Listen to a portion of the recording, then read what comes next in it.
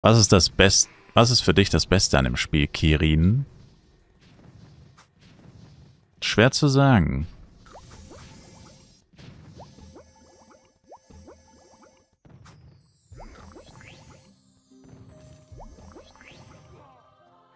Das Gefühl, dass alles möglich ist, aber man tatsächlich hart dafür arbeiten muss.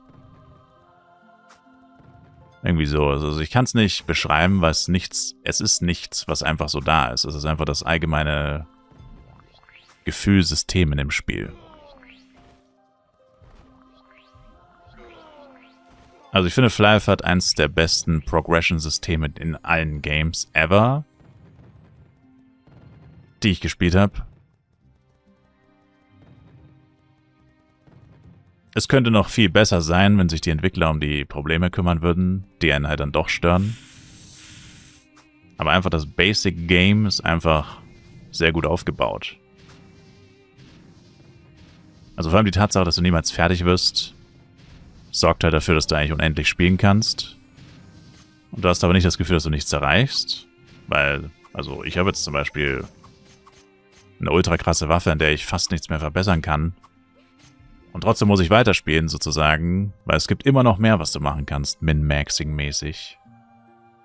Und es hört halt einfach niemals auf. Also es hat kein Ende einfach, das Spiel. Und das ist halt für ein Game, das man einfach jeden Tag spielen kann oder will, ist das halt wichtig und richtig, weil es gibt viele Games, wo sich die Community dann darüber beschwert.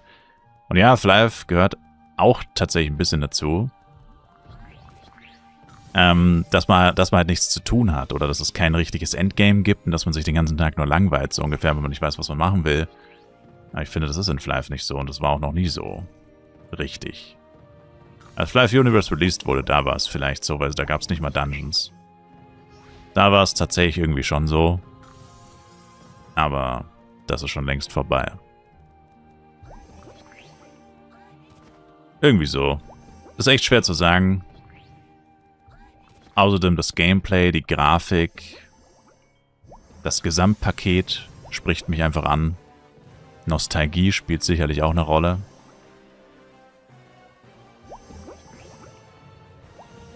Wer sind die ganzen Leute, die dir hinterherlaufen und wieso? Das sind alles meine Chars. Das ist die sogenannte 8-Char-Taktik.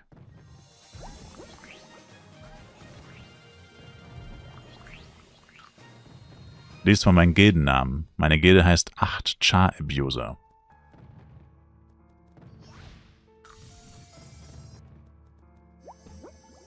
Naja, aber wie gesagt, das Gesamtpaket bei Fly finde ich ist einfach gut. Es könnte besser sein. Ich meine, ich sage jeden Tag selber oder ich kritisiere das Spiel selber die ganze Zeit.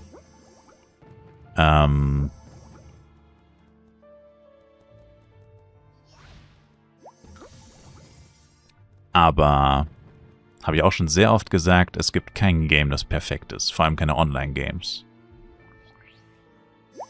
Egal, wo du hingehst, werden die Publisher, Entwickler und die Spiele genauso kritisiert wie Fly. Bei Online-Games ist es wirklich schwierig, eins zu finden, wo die Leute einfach nur zufrieden sind. Ehrlich gesagt ist es unmöglich. Ich spiele selber mehrere Online-Games. Ich habe schon viele Online-Games gezockt. Und das ist immer das Gleiche, die Leute sind nie zufrieden. Counter-Strike, Community ist sehr unzufrieden momentan. Extrem unzufrieden sogar. Selbst Pro-Player sind bei Counter-Strike momentan extrem unzufrieden. Bei Pro-Playern kannst du auch sagen, hä, wenn du unzufrieden bist, warum spielst du dann? Junge, der spielt das Spiel nicht nur, das ist sein fucking Lebensunterhalt, das ist sein Job. So, soll er einfach aufhören, nur weil er mit dem Game unzufrieden ist? Also, das ist einfach normal. Dass wenn man mit etwas sich lange beschäftigt und eine Leidenschaft für etwas hat, dass man dann natürlich alles, was einem nicht gefällt, natürlich beanstandet. Und es wird niemals so sein, dass es jedem gefällt. Das ist auch literally unmöglich. Und das ist egal, bei welchem Online-Game du hingehst, es ist immer das Gleiche. League of Legends ist auch ein sehr gutes Beispiel, wo eigentlich gefühlt die Hälfte der Community extrem unzufrieden sind. Auch Streamer, auch Pro-Player. Auch die kritisieren das Game laufend und trotzdem spielen sie es jeden Tag 10 Stunden. Und auch zum Teil ist es einfach ihr Lebensunterhalt sogar. Sie haben ihr ganzes Leben um das Spiel aufgebaut.